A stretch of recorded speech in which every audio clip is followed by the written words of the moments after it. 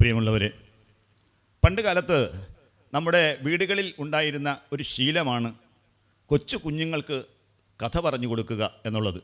വീട്ടിലെ മുത്തശ്ശിമാരും മുത്തച്ഛന്മാരുമൊക്കെ തൻ്റെ മക്കളെയും കൊച്ചുമക്കളെയൊക്കെ ഒക്കത്തിരുത്തി കൊച്ചു കൊച്ചു കഥകൾ പറഞ്ഞു കേൾപ്പിക്കും. സാരോപദേശ കഥകൾ, നീതിസാര കഥകൾ, പഞ്ചതന്ത്ര കഥകൾ, അങ്ങനെ നന്മ ജയിക്കുകയും തിന്മ പരാജയപ്പെട്ടു പോകുന്നതുമായിട്ടുള്ള കഥകളാണ് കൂടുതലും പറഞ്ഞു കേൾപ്പിക്കുക. ഇന്ന് അത് പറയാൻ പാകത്തിന് മുത്തശ്ശിമാരുമില്ല, കേൾക്കാൻ താല്പര്യമുള്ള കുട്ടികളുമില്ല. അങ്ങനത്തെ ഈ കാലത്ത് ഞാൻ നിങ്ങളുടെ മുന്നിൽ ഒന്ന് രണ്ട് കഥകൾ അവതരിപ്പിക്കുന്നു. ഇതിനൊരു നിയമമുണ്ട് ഈ കഥ പറയുമ്പോൾ തന്നെ. അതിങ്ങനെയാണ്: കഥ കഥ കാഞ്ഞരത്തിക്കുരുത്തമ്പലത്തിങ്കര തേങ്ങമൂത്തിളതായത് എങ്ങനെ? എങ്ങനെ? കഥയിൽ ചോദ്യമില്ല. ഞാനൊരു കഥ പറയുകയാണ്, അപ്പോൾ നിങ്ങളെല്ലാവരും കൂടി ചോദിക്കണം അതെങ്ങനെ എന്ന് ചോദിച്ചാൽ കഥയില്ല. അങ്ങനെ കഥയിൽ ചോദ്യമില്ല എന്ന നിയമത്തിൻ്റെ പിൻബലത്തിൽ ഒരു കഥ പറയുന്നു. ഈ കഥയുടെ പേര് കിഞ്ചിച്ചിഷ്ടം ഭൗഷതി എന്നാണ്. സംഗതി സംസ്കൃതമാണ്. ഇനിയും എന്തോ അനുഭവിക്കാൻ ബാക്കിയുണ്ട് എന്നാണ് അതിൻ്റെ അർത്ഥം. ഒരിക്കൽ ഒരു ബ്രാഹ്മണൻ കടൽ തീരത്തുകൂടി അങ്ങനെ നടക്കുകയായിരുന്നു. ഒരു സന്ധ്യാ സമയം. ബ്രാഹ്മണൻ അങ്ങോട്ടും ഇങ്ങോട്ടും ഒരു ഉലാത്തുന്ന സമയത്ത് അദ്ദേഹത്തിൻ്റെ കാൽച്ചുവട്ടിൽ ഒരു തലയോട്ടി വന്ന് മുട്ടി.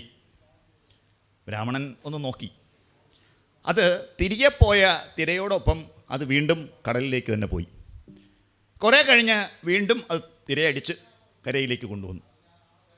പല പ്രാവശ്യം ഇങ്ങനെ ആയപ്പോൾ ആ ബ്രാഹ്മണനൊരു കൗതുകം. അദ്ദേഹം ഒരു കൗതുകത്തിന് വേണ്ടി ആ തലയോട്ടി കയ്യിലെടുത്തു. അപ്പോൾ ആ തലയോട്ടിയിൽ എൻ്റെ ശിരസിൽ എഴുതിയിരിക്കുന്നു കിഞ്ചിച്ചിഷ്ടം ഭൗഷതി എന്ന് പറഞ്ഞാൽ ഈ തലയോട്ടിക്ക് ഇനിയും എന്തോ അനുഭവിക്കാൻ ബാക്കിയുണ്ട് എന്നാണ് അതിൻ്റെ അർത്ഥം. അദ്ദേഹത്തിന് വല്ലാത്ത കൗതുകമായി.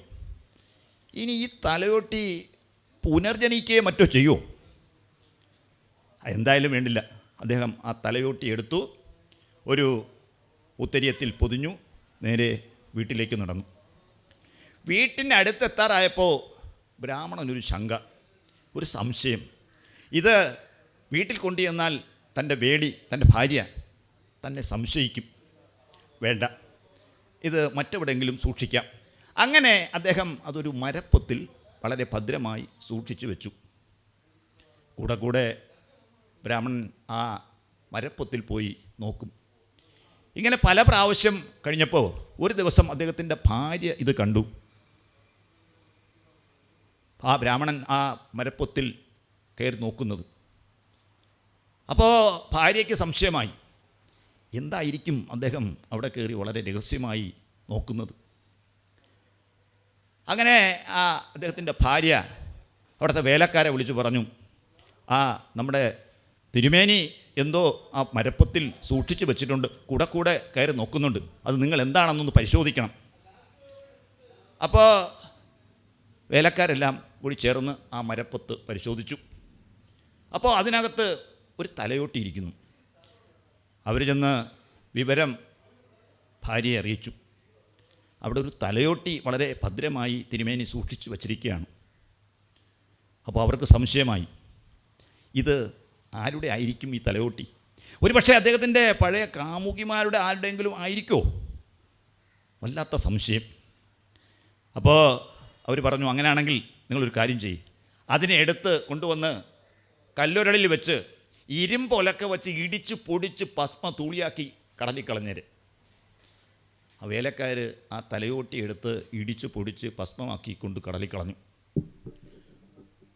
3-4 ദിവസം കഴിഞ്ഞപ്പോൾ തിരുമേനി വീണ്ടും കയറി ആ മരപ്പത്തിൽ നോക്കി.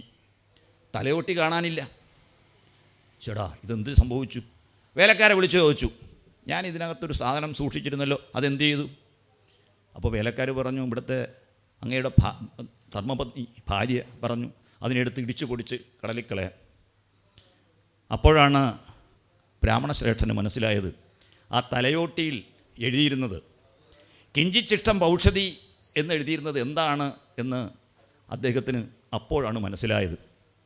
അതുപോലെ ഈ കഥ കേൾക്കുന്ന നിങ്ങൾക്ക് ഓരോരുത്തർക്കും ഇത് കേൾക്കാനുള്ള യോഗം ഉണ്ട്. നിങ്ങളുടെ തലയിലെഴുത്ത് ശിരോലിഖിതം എൻ്റെ തോന്നക്കൽ വാമദേവൻ്റെ ഈ കഥ കൂടി കേൾക്കണം എന്ന് നിങ്ങളുടെ ശിരസിൽ എഴുതിയിട്ടുള്ളത് കൊണ്ടാണ് എനിക്ക് ഇത് പറയാനും നിങ്ങൾക്കിത് കേൾക്കാനും അവസരം ഉണ്ടായത്.